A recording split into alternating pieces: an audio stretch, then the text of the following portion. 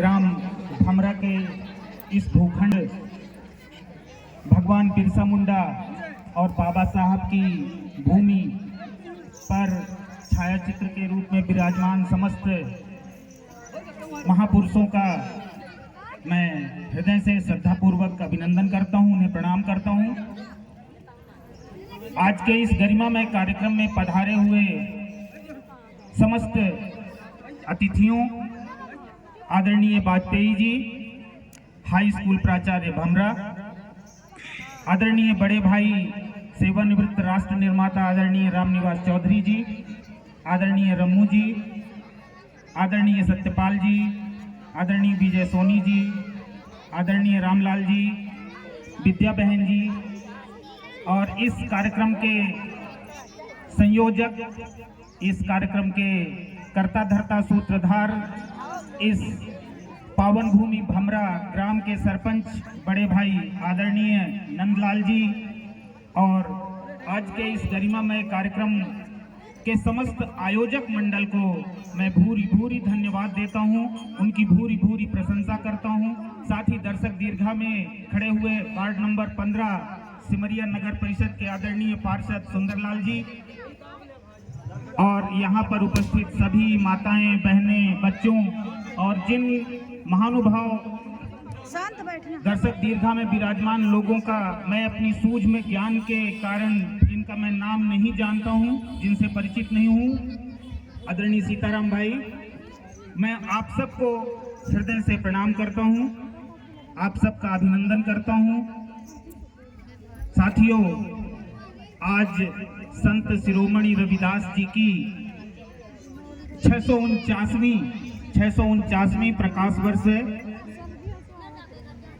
आज उत्तर प्रदेश के वाराणसी की वो शीर गोवर्धन की धरती अपने आप को धन्य महसूस करती होगी, जहां इतने बड़े समाज सुधारक, इतने बड़े कवि, इतने बड़े संत ने जन्म लिया। साथियों, यदि हमें संत रविदास जी को समझना है तो हमें यदि ये कहा जाए कि एक शब्द में उनकी व्याख्या कीजिए तो वो एक इतना गहरा शब्द जो मेरे हृदय में उनके प्रति उत्पन्न होता है वो है त्याग, समर्पण, सैक्रिफाइस। जितना मैं याद कर पा रहा हूं तो संत शिरोमणि रविदास जी, जिन्हें पहले रैदास कहा जाता था, वो संत कबीर के समकालीन थे। संत कबीर और रविदास जी दोनों एक ही गुरु के शिष्य थे, गुरु भाई थे।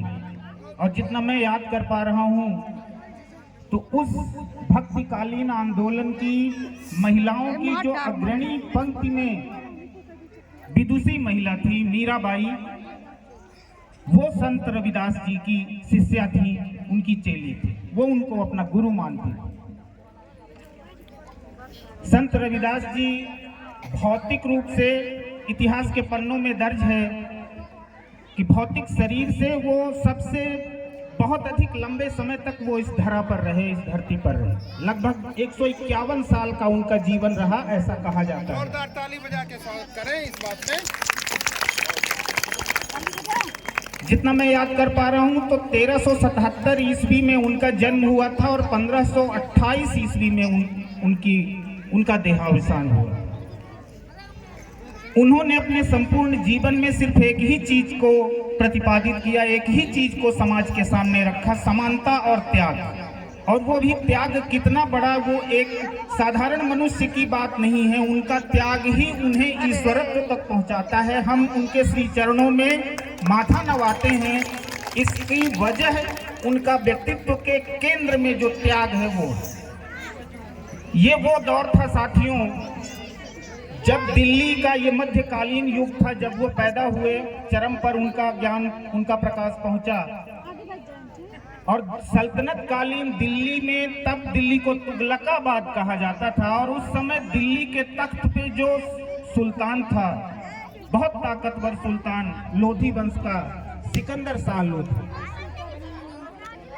सिकंदर शाह लोधी के कानों तक बनारस से होकर जब संत रविदास जी की कीर्ति पहुंची, तब उन्होंने अपने सबसे बड़े धर्मगुरु सबसे बड़े फकीर, सबसे बड़े इस्लाम के जानकार और मुरीद एक फकीर को भेजा और उन्होंने कहा कि इतना बड़ा ज्ञानी, इतना बड़ा तपस्वी, इतना बड़ा महापुरुष तो हमारे धर्म में होना चाहिए।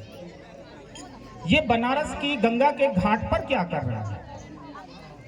उन्होंने भेजा कि कर लोगे, उन्हें ले आओगे हमारे पास, उन्हें हमारे समाज का हिस्सा बना लोगे? तो उन्होंने कहा बिल्कुल, हमारे पैगंबर हजरत मोहम्मद ने जो अच्छी बातें हमको बताई हैं, जो ज्ञान उन्होंने हमको दिया है, उस ज्ञान से इस धरा का कौन सा व्यक्ति प्रभावित नहीं होगा? फिर ये संत रविदास क्या है? मैं 2 दिन में ले आऊंगा इनको। वो आते हैं बनारस, सिकंदर शाह लोधी का प्रतिनिधि बनारस आता है और सत्संग करता है, शास्त्रार्थ करता है संत रविदास से। काफी वक्त बीत गया तो सिकंदर शाह लोधी ने कहा 6 महीने हो गए, उनको लेने भेजे थे, देख के आना जरा वो क्या कर रहे हैं। दूत गए, लौट के आए, बोले कि वो तो चेला हो गया, वो तो हमारे रविदास जी का चेला हो गया, शिष्य हो गया। उन्होंने उसको गुरु बनाया। उन्होंने कहा ये सल्तनत का बहुत बड़ा अपमान है, ये दिल्ली के सुल्तान के तख्त का बहुत बड़ा अपमान है, ऐसा नहीं होना चाहिए। और उन्होंने अपने सेनापति को असरफियों के साथ, रथ लदी असरफियों के साथ भेजा। बोला लेके आना है, चाहे खरीद के ही लेके। साथियों, कहा जाता है कि उन दिनों संत रविदास जी के पास सिर्फ एक कुटिया थी। उनके पिता, जितना मैं याद कर पा रहा हूँ, तो संतोख दास जी और उनकी माता कलसा देवी जी ने उनकी प्रवृत्ति, उनकी आदतों से आहत होकर उन्हें घर से बाहर निकाल दिया था, क्योंकि वो मोची का काम करते थे, जूते बनाते थे। और जो लोग भी उनके पास जूते लेने आते थे वो पूछते ये जूता कितने का है? वो पूछते थे कि तुम्हारा पाँव कितने का है? वो कहता कि अगर मेरे पास तुम्हें देने के लिए पैसे नहीं हैं, वो मुफ्त में जूते दे दिया करते। उनकी इस आदत से परेशान होकर उन्हें निकाल दिया था। वो वहीं अपने पिता के मकान के बगल में कुटिया बनाकर रहते थे। उसी कुटिया में जब सिकंदर शाह लोधी का सेनापति असरफियों भरे हुए रथ से लेकर असरफियां आया, तो उसने पाया कि इनकी सारी आस्था, सारी श्रद्धा का केंद्र ये मूर्ति है जो भगवान राम की इन्होंने अपनी कुटिया में विराज रखी।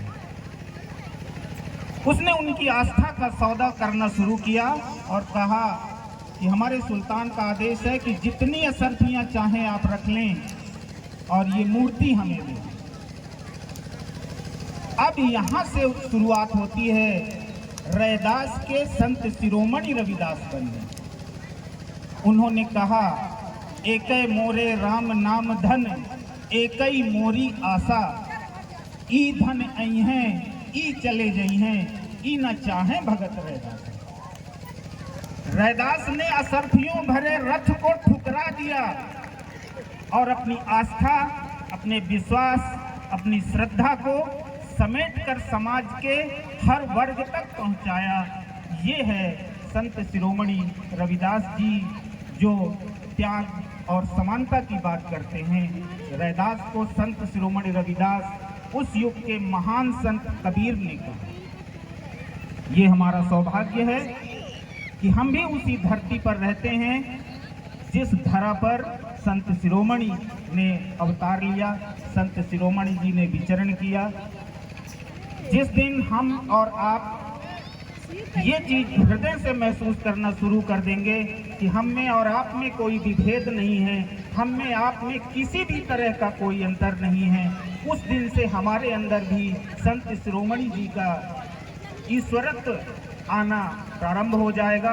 और मैं हृदय से ये बात मानता हूँ कि यदि उनके व्यक्तित्व का, उनके चरित्र का, उनके कृतित्व का सहस्त्रांश भी हमने अपने जीवन, अपने व्यक्तित्व, अपने चरित्र पर उतार लिया तो हमारा जीवन धन्य हो जाएगा।